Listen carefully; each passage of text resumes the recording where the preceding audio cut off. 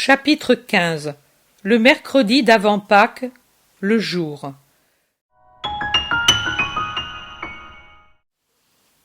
Restez dans le Seigneur et dans sa vérité. Je suis la vérité et j'enseigne la vérité. Aussi, je vous répète encore, quelque chose que l'on vous dise de moi, ne le croyez pas. Moi seul ai dit la vérité. Moi seul je vous dis que le Christ viendra, mais quand ce sera la fin? Donc, si l'on vous dit « Il est dans le désert », n'y allez pas. Si l'on vous dit « Il est dans cette maison », n'y croyez pas. En effet, le Fils de l'homme, quand il viendra pour la seconde fois, sera semblable à l'éclair qui sort du levant et glisse jusqu'au couchant, en moins de temps qu'il n'en faut pour le battement d'une paupière. Et il glissera sur le grand corps, devenu soudainement cadavre, suivi de ses anges resplendissants, et il jugera. Partout où sera le corps, se réuniront les aigles. Jésus poursuit. Et tout de suite, après la tribulation de ces derniers jours dont on vous a parlé, je parle maintenant de la fin du temps et du monde, et de la résurrection des ossements dont ont parlé les prophètes, le soleil s'obscurcira, et la lune ne donnera plus de lumière, et les étoiles du ciel tomberont comme les grains d'une grappe trop mûre secouée par un vent de tempête, et les puissances des cieux trembleront, et alors, dans le firmament obscurci, apparaîtra fulgurant le signe du Fils de l'homme, et toutes les nations de la terre pleureront, et les hommes verront le Fils de l'homme qui viendra sur les nuées du ciel avec une grande puissance et une grande gloire. Et lui commandera à ses anges de moissonner et de vendanger, et de séparer l'ivraie du bon grain, et de jeter le raisin dans la cuve, car il sera venu le temps de la grande récolte des descendants d'Adam. Et il n'y aura plus besoin de garder des grappillons ou de la semence, car l'espèce humaine ne se perpétuera plus jamais sur la terre morte. Et il commandera à ses anges de réunir à grand son de trompe les élus des quatre vents, d'une extrémité à l'autre du ciel, pour qu'ils soient à côté du divin juge, pour juger avec lui les derniers vivants et ceux qui seront ressuscités. Apprenez du figuier une ressemblance quand vous voyez ses branches s'attendrir et mettre des feuilles. Vous savez que l'été est proche. De même aussi, quand vous verrez toutes ces choses, sachez que le Christ va venir. En vérité, je vous dis, elle ne passera pas cette génération qui n'a pas voulu de moi, avant que tout cela se produise. Ma parole ne tombera pas. Ce que je dis sera. Le cœur et la pensée des hommes peuvent changer, mais ma parole ne change pas. Le ciel et la terre passeront, mais mes paroles ne passeront pas. Quant au jour et à l'heure précise, personne ne les connaît, pas même les anges du Seigneur, mais le Père seul les connaît. Comme au temps de Noé, ainsi il en sera à la venue du Fils de l'homme. Dans les jours qui précédèrent le déluge, les hommes mangeaient, buvaient, se mariaient, se logeaient, sans réfléchir aux signes, jusqu'au jour où Noé entra dans l'arche et où s'ouvrirent les cataractes du ciel, et où le déluge submergea tous les vivants et toutes les choses. de même aussi il en sera pour la venue du Fils de l'homme. Alors 2 hommes seront l'un près de l'autre dans un champ, et l'un sera pris et l'autre laissé. Et 2 femmes seront appliquées à faire aller la meule, et l'une sera prise et l'autre laissée, par les ennemis de la patrie, et plus encore par les anges qui sépareront la bonne semence de l'ivraie, et ils n'auront pas le temps de se préparer au jugement du Christ. Veillez donc, car vous ne savez pas à quelle heure viendra votre Seigneur.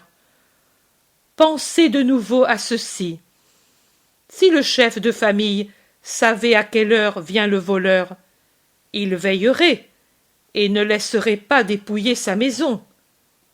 Veillez donc et priez, en étant toujours préparés à sa venue, sans que vos cœurs tombent dans la torpeur par des abus et des excès de toutes espèces, et que vos esprits ne soient pas éloignés et fermés aux choses du ciel par le soin excessif aux choses de la terre, et que le lacet de la mort ne vous prenne pas à l'improviste quand vous ne serez pas préparés.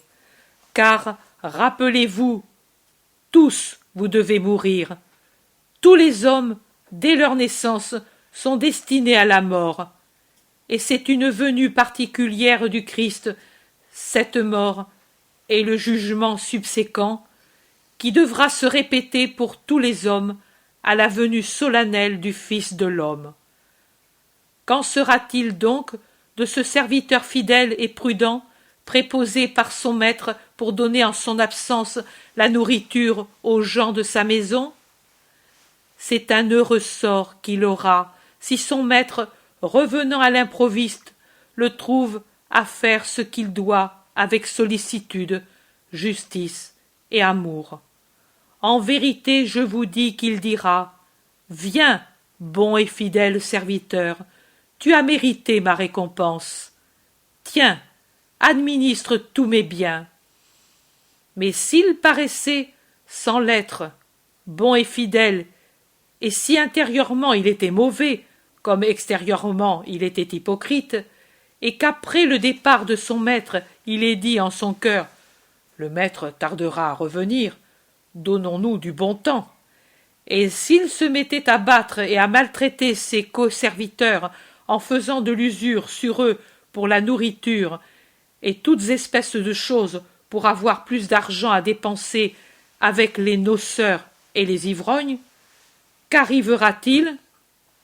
Que le maître reviendra à l'improviste, quand le serviteur ne pensera pas qu'il est tout prêt, et sera découverte sa mauvaise conduite, sa place et l'argent lui seront enlevés, et il sera chassé là où le veut la justice, et il y restera.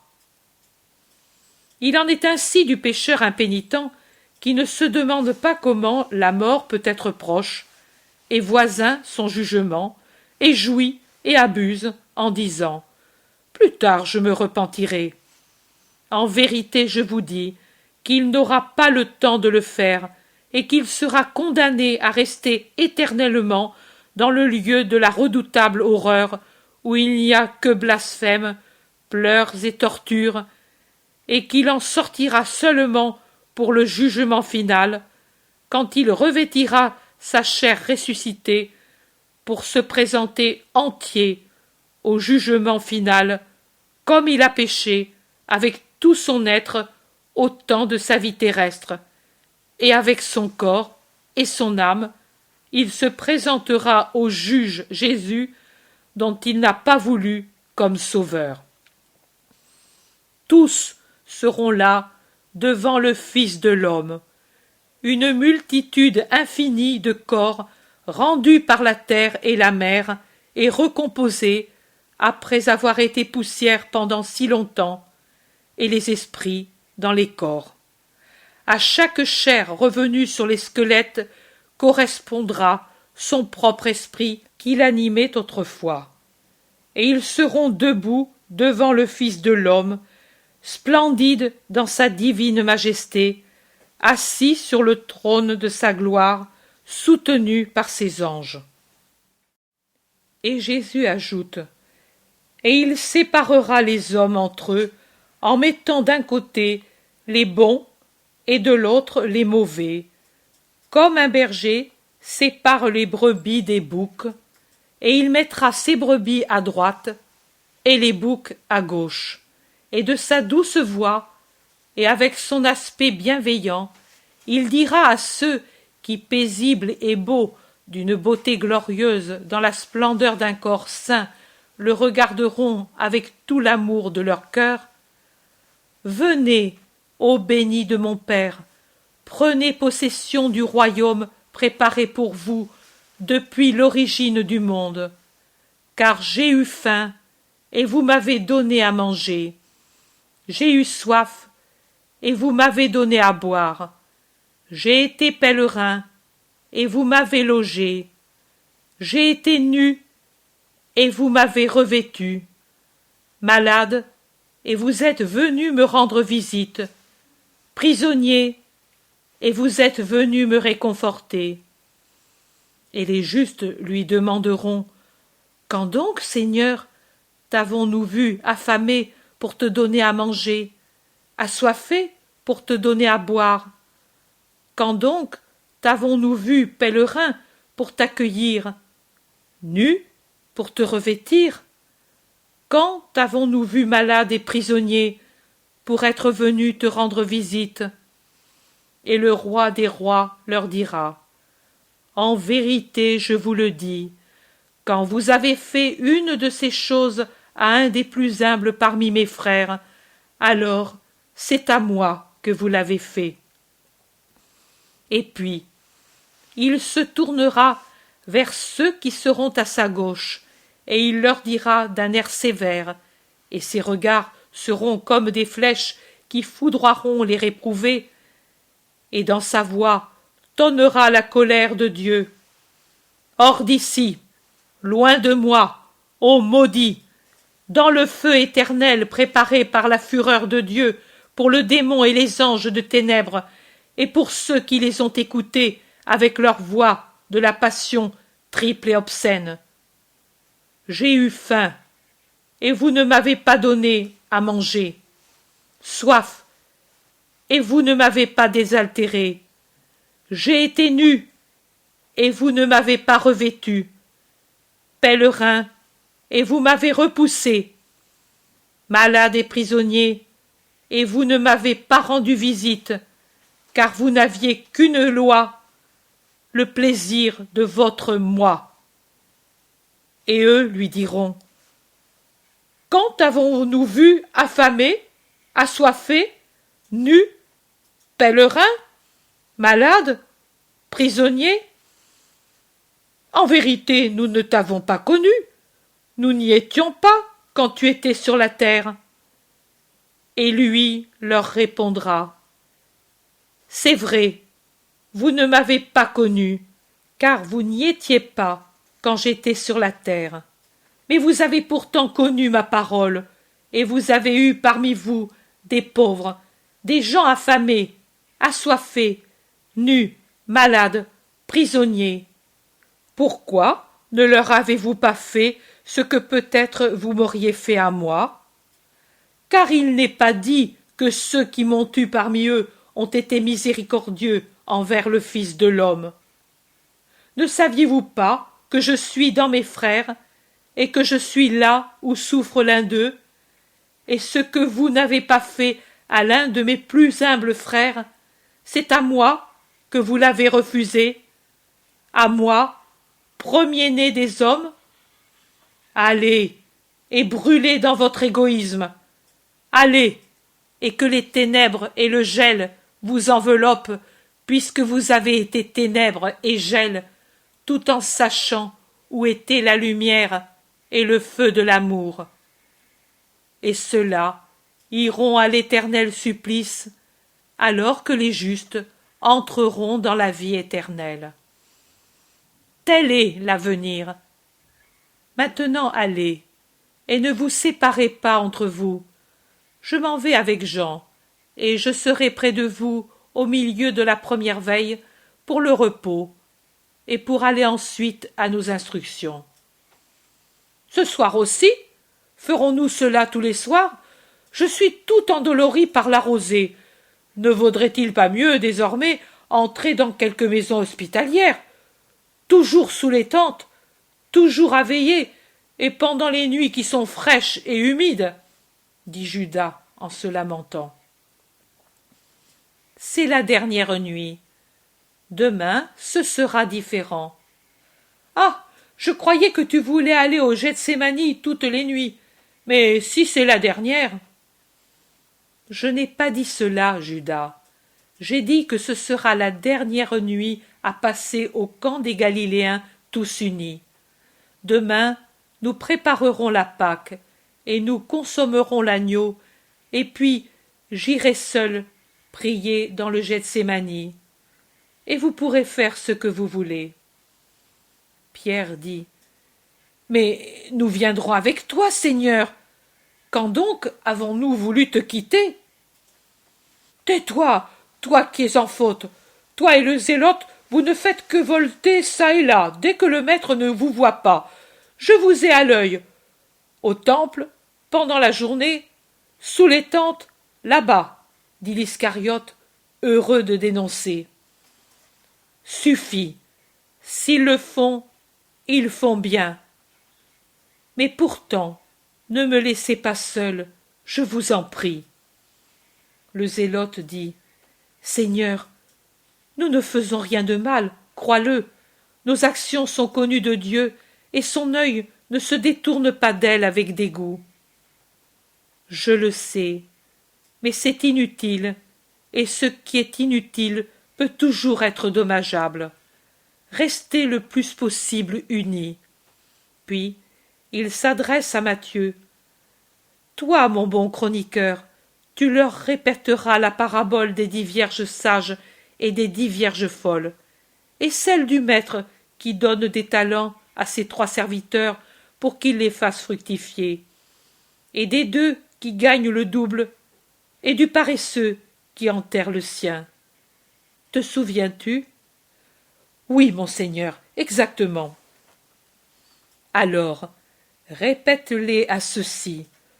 Tous ne les connaissent pas, et même ceux qui les connaissent auront plaisir à les entendre à nouveau.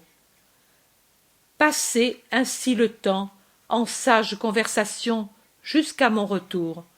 Veillez, veillez, tenez votre esprit éveillé. Ces paraboles sont appropriées à ce que je dis. Adieu. La paix soit avec vous. Il prend Jean par la main et se dirige avec lui vers la ville. Les autres se dirigent vers le camp galiléen.